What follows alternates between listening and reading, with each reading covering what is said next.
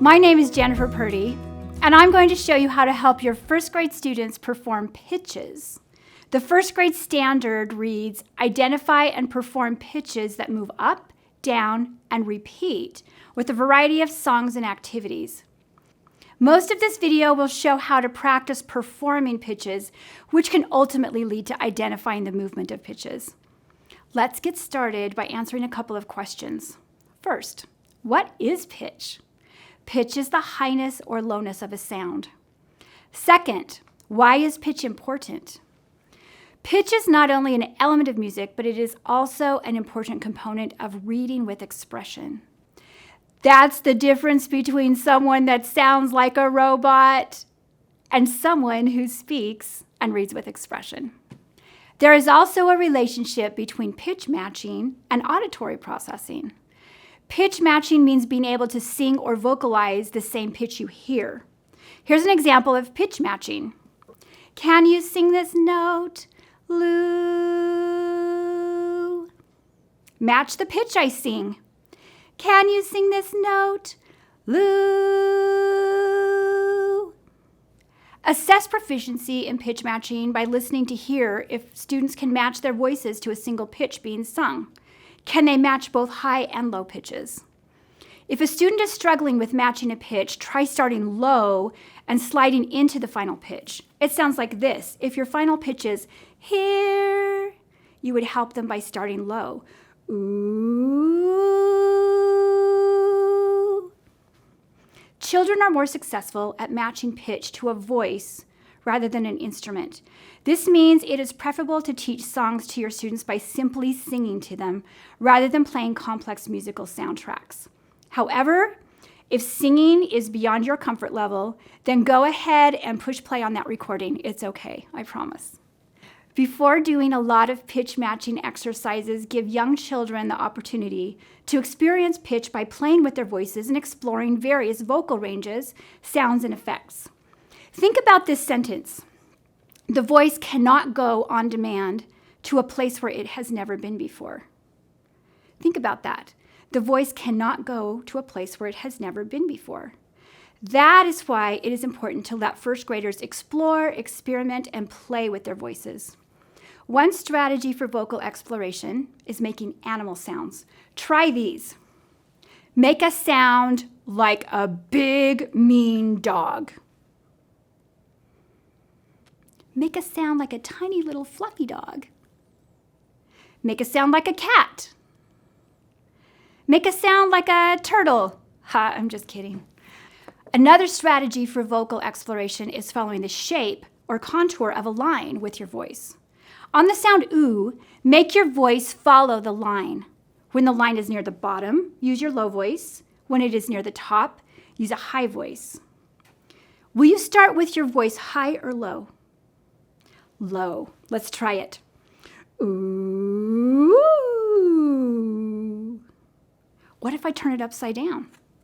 Will you start with your high voice or your low voice? High. Let's go. Ooh. Let's try another one. Will you start with a high pitch or a low pitch? Here we go. Ooh, woo, woo, woo, woo, woo.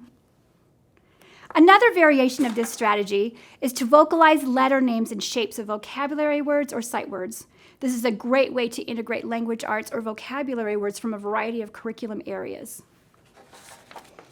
Here's the sight word made. The first letter will sound like this. M. Try the A with me. Let's say the letter A starting on a high pitch. A. Let's do D. D. E. E.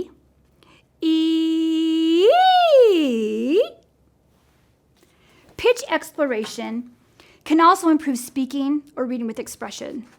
Echo me and move your finger to show how your voice raises or lowers. Jack, be nimble.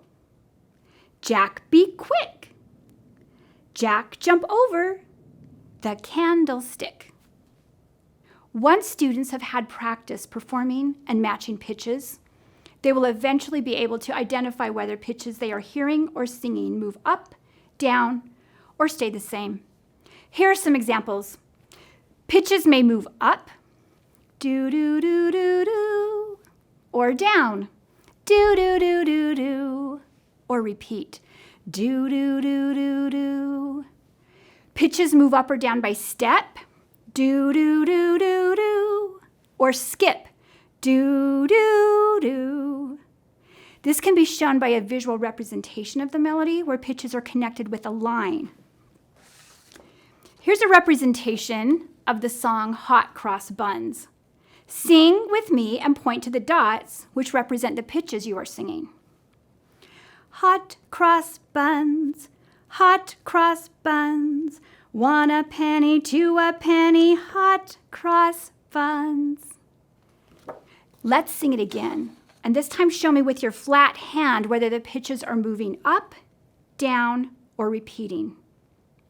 Hot cross buns, hot cross buns, 1 a penny, 2 a penny, hot cross buns. Assess student proficiency of identifying the movement of pitches by closely observing whether or not they can accurately point to the pitches on a line drawing or show the shape of a melody by moving their hand or object up or down. With experience and practice, children can learn to match pitch, which will help with their auditory processing and expression. And with additional experience and practice, your students will then be able to identify whether pitches they are hearing or singing move up, down, or stay the same. Notice that many students who can follow a line drawing with their voice may have difficulty with the task of showing the movement of pitches. That takes a lot of practice for some students, so provide them lots of experiences in identifying and showing how pitches move up, down, or stay the same as they sing or listen to simple songs. The best way for children to experience and perform pitch is by singing. So sing. Sing simple songs to line up, sing songs about content you're learning, sing songs when you're cleaning up, sing songs during transitions, sing, sing, sing. Thanks for joining me today. For additional information, visit the Learning First system in Canvas or the Fine Arts channel in the First Grade Team folder.